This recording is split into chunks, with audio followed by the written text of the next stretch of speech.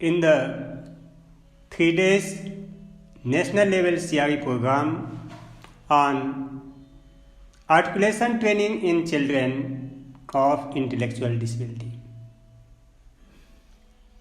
आप समस्त श्रेष्ठ विशिष्ट अतिथिगण, रिसोर्स पर्सन, पार्टिसिपेंट एवं अन्य उपस्थित आप सभी गणमान्य लोगों का बहुत बहुत स्वागत है, अभिनंदन है, वंदन है। मैं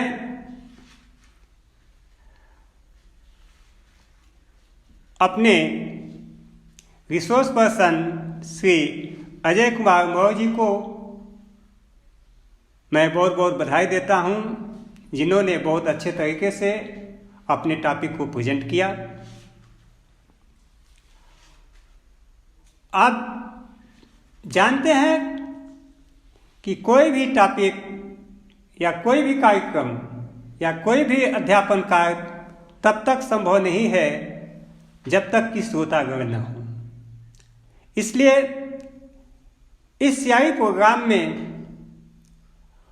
पार्टिसिपेंट जो भी लोग हैं, इनकी बहुत बड़ी भूमिका है, क्योंकि बिना पार्टिसिपेंट के CRE प्रोग्राम को अंतिम गति देना संभव नहीं है।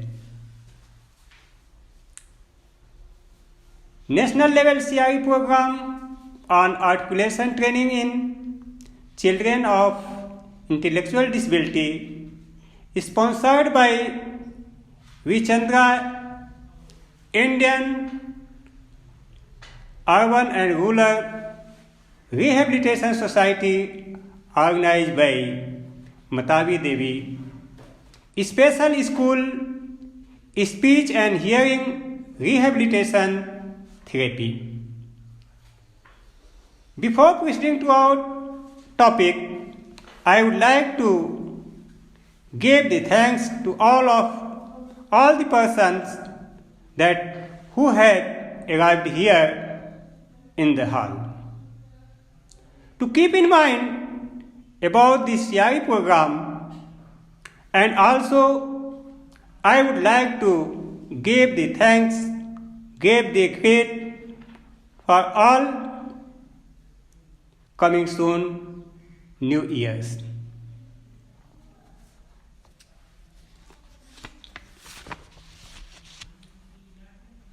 Articulation training in children with intellectual disability. Articulate का मतलब होता है किसी भी चीज को स्पष्ट रूप से, स्पष्ट तरीके से अभिव्यक्त करना। आर्टिकुलेट का मतलब होता है किसी भी चीज को, किसी भी शब्द को स्पष्ट रूप से, स्पष्ट तरीके से अभिव्यक्त करना। तो आप जानते हैं ये जो कार्यक्रम चल रहे हैं, खास तौर से हम ID के बच्चों पर फोकस डालते हैं। तो ऐसे ID के जो बच्चे होते हैं, ये तो होते ही हैं, इनके साथ साथ जो स्पीच प्रॉब्लम की बातें आती है, जो अन्य बच्चे होते हैं जैसे HI के बच्चे हैं, उनमें भी स्पीच प्रॉब्लम की बातें आती हैं। ऐसे लोगों के लिए भी आर्टिकुलेशन ट्रेनिंग की महत्वपूर्ण भूमिका होती है।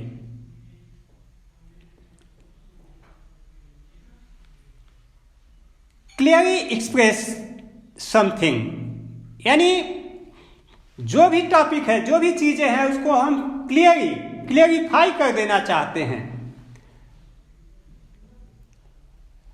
और जैसे कोई भी अध्यापक है, यदि वो क्लियर शब्दों में उच्चारण करेंगे तो बच्चे अच्छे तरीके से इसको कवर कर पाते हैं, ग्रहण करते हैं। इन सब चीजों को ध्यान में रखते हुए यह देखा गया, ये जो ID के बच्चे होते हैं, इंटेलेक्चुअल डिसेबल चिल्ड्रेन हैं, इनके लिए भी आर्टिकुलेशन एक बहुत बड़ी भूमिका निभाती है। इसके लिए कहा जाता है कि place of articulation and manner of articulation, ये दो चीजें होती हैं जिसका व्यक्ति के विकास के लिए अत्यंत आवश्यक है। इन दो चीजों पर हम फोकस डालते हैं कि प्लेस ऑफ आर्टिकुलेशन यानी उच्चारण का जो स्थान होता है वह स्थान सही होना चाहिए।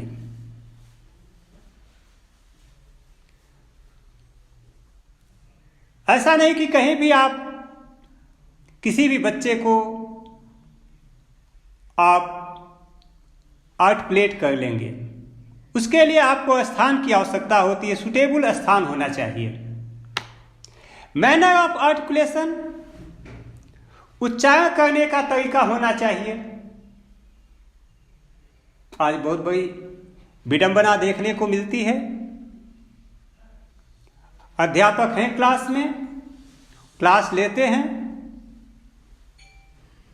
पता चला कि आलेख और सुलेख ये दो चीजें हैं, कितने अध्यापक तो इसको भी नहीं जानते हैं। यह बड़ी दुख की बात है। लेकिन पहले आज अगर हम देखें, आज से 20 साल 30 साल पहले 30 साल पहले जाइए तो ये जो आलेख की बात कही जा रही है, डिक्टेशन जो भी बोला जाता था वह क्लियर शब्दों में बोला जाता था। और हम समझते हैं कि उस समय विद्यालय भी काफी दूर दूर हुआ करते थे। ऊंचे स्वर में स्पष्ट शब्दों में बोला जाता था, जो कि एक गांव से दूर दूसरे गांव तक भी सुनाई देता था। लेकिन आज अगर आलेख की बात करें, डिक्टेशन की बात करें, तो बगल के कमरे में भी नहीं सुनाई देता है। यह एक गलत तरीका है, यह गलत तरीका है। और इस तरह से व्यक्ति में जो हम कहते हैं कि आर्टिकुलेशन यानी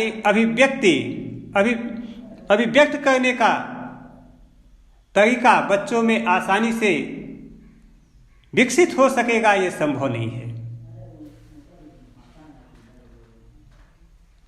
इसके लिए भी बहुत से बिंदु होते हैं जहां की हमें ध्यान देने की आवश्यकता होती है। आईडी के बच्चे हैं, इन्हें हम हमेशा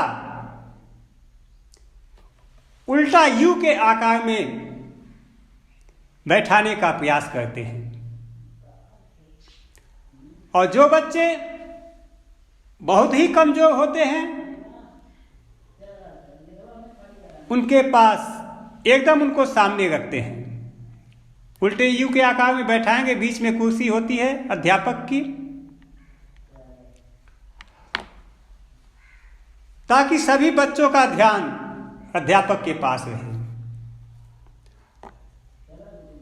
और किसी भी शब्द को, वाक्य को सिखाने के पहले यह ध्यान देना होता है कि आई टू आई कांटेक्ट होना आवश्यक है। जब बच्चों का आई टू आई कांटेक्ट नहीं होता है, तब यह संभव नहीं है कि उनमें स्पष्ट रूप से शब्दों को क्लियर तरीके से उसको स्पष्ट कर पाएं या समझ सकें। समझाने के लिए आई टू आई कांटेक्ट होना आवश्यक है। तो अभी हमने कहा कि प्लेस ऑफ आर्टिकुलेशन, उच्चारण का स्थान सही होना चाहिए। ऐसा नहीं कि आईडी के बच्चों को आप कहीं भी शिक्षा दे देंगे, उनके लिए एक स्थान बनाना होता है जहां की अन्य बच्चे उनके ध्यान को भटका न सकें, क्योंकि इनका ध्यान आकर्षित करना कठिन होता है।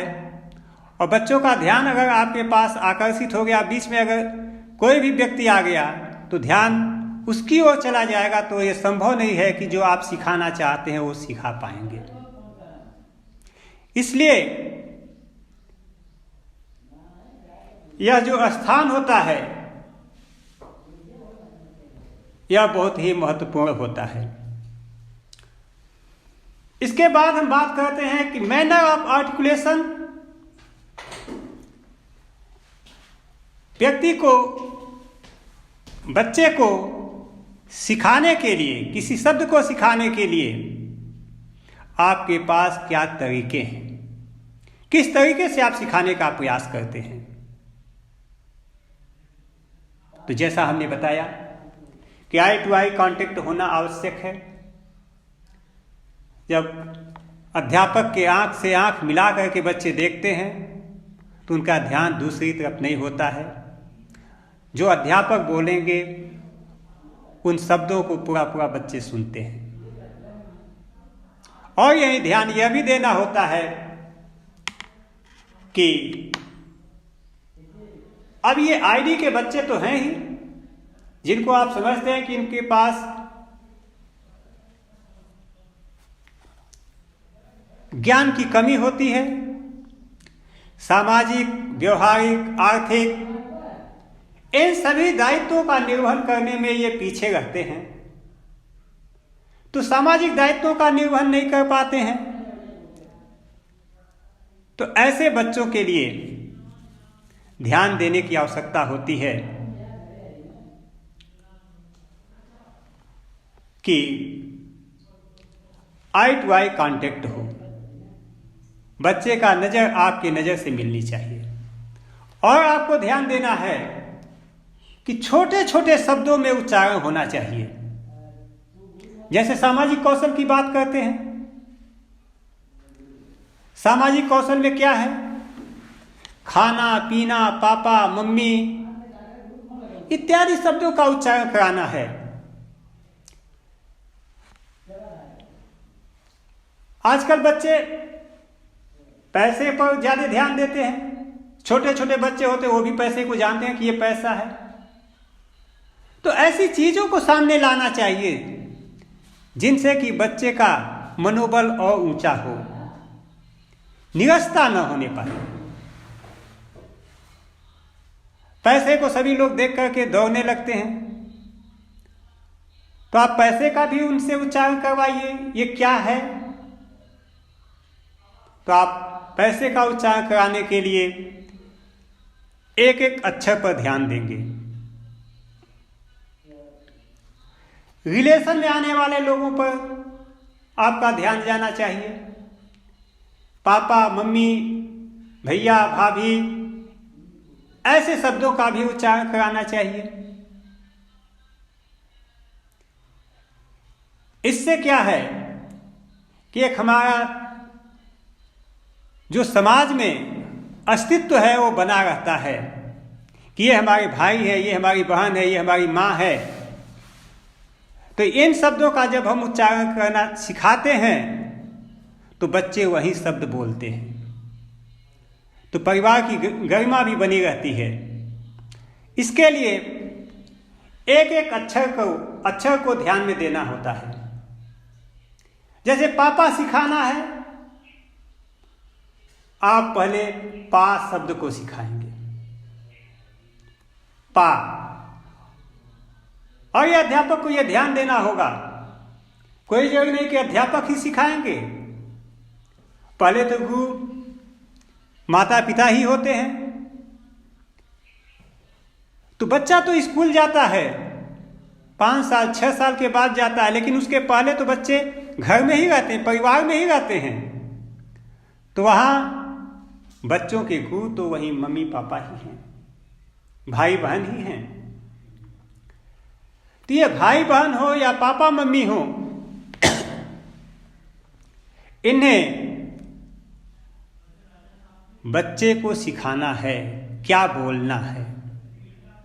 तो एक एक अक्षर का उच्चारण कराएंगे। जैसे पा पा पा, जब पा कहना है तो कैसे मुंह खुलेगा,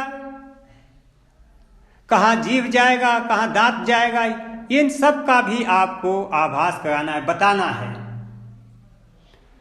और बताने के पहले आपको ध्यान देना है कि आपका आवाज क्लियर होना चाहिए। ऐसा नहीं कि आप मुंह में पान खाए हुए हैं, मां मां मां मां ऐसे बोलते जाएं, इसका बुरा प्रभाव पड़ता है। आपको जब सिखाना है तो आपके मुंह में कुछ नहीं होना चाहिए। और पान खाने की बात करते हैं तो पान खाना तो वैसे भी ठीक नहीं है एक शिक्षक के लिए, क्योंकि आपको देख करके बच्चा भी सीख सकता है, जो कि लाभदायक न होकर के हानिकारक है पान खाना। इसलिए पान खा करके या मुंह में कोई ऐसी चीज रख करके शब्दों का उच्चारण नहीं कराना चाहिए। तो शब्दों का उच्चारण कराने के लिए बहुत से तरीके होते हैं। स्थान की बात हमने किया था, और ये आईडी के बच्चे हैं, इनको पहले आपको प्रिपेयर करना है, तैयार करना है, मेंटली इनको प्रिपेयर कर देना है। जब ये बच्चे एकदम मेंटली प्रिपेयर हो जाएंगे, तैयार हो जाएंगे, उसके बाद ही आप इनको सिखाने के बारे में आप सोचें, विचार करें। ऐसा नहीं कि जब आपको मन में आया तभी आप बच्चे को सिखाने के बारे में सोचने लगे। जब आपको मन में आया उसी समय बच्चे को सिखाने के बारे में सोचने लगे। ये तो सामान्य बच्चों के लिए भी ऐसा नहीं होता है। सामान्य बच्चे हैं, उनको भी जब पढ़ने का मन होगा तभी आप उनको पढ़ाना चाहेंगे तो बच्चे सीख पाएंगे, अन्यथा नहीं सीख पाते हैं, जो सामान्य बच्चों की हाल है। और ये तो आईडी के बच्चे हैं, बौद्धिक रूप से दिव्यांग हैं, इनके पास उतना बुद्धि लब्धि नहीं है कि जब आप मन किया तभी इनको पढ़ाना शुरू कर दें।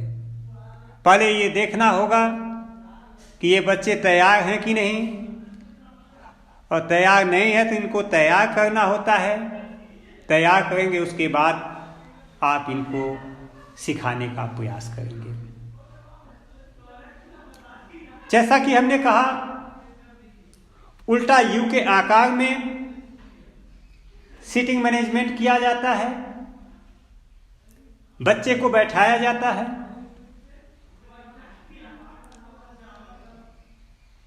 ताकि सभी बच्चों का ध्यान अध्यापक के पास रहे। और अगर हिंदी शब्दों की बात करें, अक्षर की बात करें, तो आप देखते हैं ये हिंदी के जो अक्षर हैं क से ज्ञ तक, अगर इन अक्षरों पर अगर आप नजर डालें तो इन अक्षरों को कैटेगराइज किया गया है। जैसे क से घ तक आप देखिए, क ख ग घ, क ख ग घ। इन चारों अक्षरों को आप देखेंगे तो जहां आपका दांत है, जहां जीभ है, जितना आपके ओठ खुले हुए हैं, इन चारों अक्षर के उच्चारण करने पर वैसा ही रहता है, एक जैसा रहेगा। क बोलेंगे, ख बोलेंगे या घ बोलेंगे, एक जैसा रहता है, चाहे जीभ हो, चाहे दांत हो, चाहे ये मुंह खुले हों, ये सब समान होते हैं। क, ख, ग, घ, इन अक्षरों का उच्चारण करते हैं तो अंदर से कुछ हवा बाहर निकलती है। तो इन अक्षरों को सिखाने के लिए आपको ऐसे बच्चों को ये बताना होगा कि आपको जीभ कहाँ रखना है, दांत कहाँ रखना है, और कितना मुंह को खोलना है, ओठ कैसा होना चाहिए, इत्यादि इन चीजों के बारे में आपको बताना होगा। अगर वही हम कहें, जैसे हमने कहा क से क ख ग घ, क ख ग घ, इसमें हम देखते हैं थोड़ा सा अंदर से हवा बाहर आती है, लेकिन अगर यही हम च की बात करें, च छ ज झ, च, आप स्वयं उच्चारण करके देखिए कि जब आप च की उच्चारण करते हैं तो आपका जीभ कहाँ होता है, दांत कैसे होते हैं, और कितना मुंह खुला होता है। च, च यानी जीभ का अगला भाग भी आपके तालु को टच नहीं करता है, अगले भाग से थोड़ा हट करके अंदर का वह तालु से टच करता है। च, और उसको हम टच कराते हैं, जीभ को तालु से टच कराते हैं और उसको झटके से नीचे खींचते हैं, तब जाकर के ये च शब्द का उच्चारण होता है। च, छ, तो इस तरह से आपको बच्चों को बताना होता है। सामान्य बच्चे हैं तो आप तो वैसे ही बोल दिए, क ख ग घ लिखो, बोल दिए, सुनाना शुरू कर देते। लेकिन ऐसे बच्चों को जो आईडी के हैं, इनके पास ब्रेन ही कम है, मस्तिष्क ही कम है, दिमाग ही कम है, इनको एक एक बिंदु पर आपको ध्यान देना होता है। ऐसे क वर्ग, च वर्ग, ट वर्ग, ऐसे कई वर्ग में इन अक्षरों को बांटा गया है। तो हमने कहा कि जैसे पापा का उच्चारण कराना है, पा पा, तो मुंह को खोलना होगा, पा। मुंह खुलेगा कैसे? पहले तो होठों को सटाते हैं, उसके बाद झटके से ऊपर ले जाते हैं, पा पा, और अंदर से थोड़ी सी हवा बाहर आती है, तब जाकर के पा शब्द का उच्चारण होता है। जब बच्चा पा शब्द कहना पा अक्षर कहना शुरू कर दिया, तब आप कुछ समय के बाद दूसरे अक्षर को भी जोड़ सकते हैं। आपको ध्यान देना होगा कि किसी शब्द को सिखाने के पहले आपको ध्यान देना होगा कि धीरे धीरे एक सही क्रम में बच्चे को सिखाना है। ऐसा नहीं कि बहुत तेजी से हम चलें, बहुत तेजी से चलेंगे तो भी वो दिक्कत हो जाएगी। ऐसे में बच्चों में एक चिड़चिड़ापन आ जाता है, जो उनका पढ़ने का मन लगा हुआ है वह तुरंत हट जाता है। इसलिए आपको उनके मन को बनाए रखने के लिए, उनकी रुचि को बनाए रखने के लिए विशेष तरीके से आपको डीलिंग करनी होती है। तो आइए आपको बताएं हम कि ये जो आईडी के बच्चे होते हैं,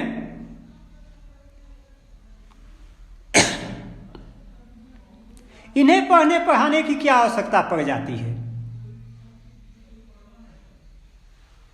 बात ये है, ये बच्चे हैं,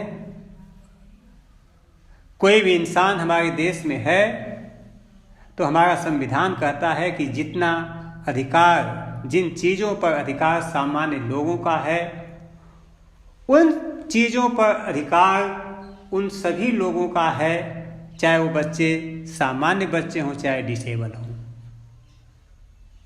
इसलिए आज विद्यालयों में इन बच्चों का नामांकन होता है, इतनी आसानी से नहीं कर लिया जाता है। यह हमारी संविधान कहती है जिसके हिसाब से इन बच्चों का नामांकन हो रहा है। नहीं तो इन बच्चों के पास बैठने के लिए इनके माँ बाप ही नहीं बैठना चाहते।